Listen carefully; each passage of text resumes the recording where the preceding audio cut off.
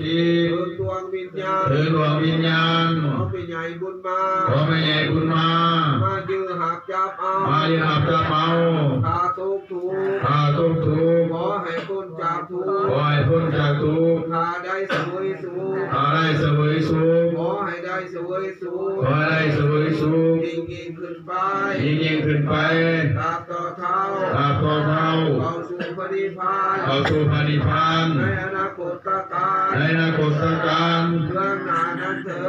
นานั้นเถิดสาธุอนุโมทามิประกอบมาเลยสา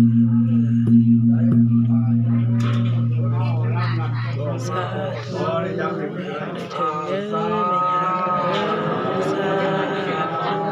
ุจับเร็ว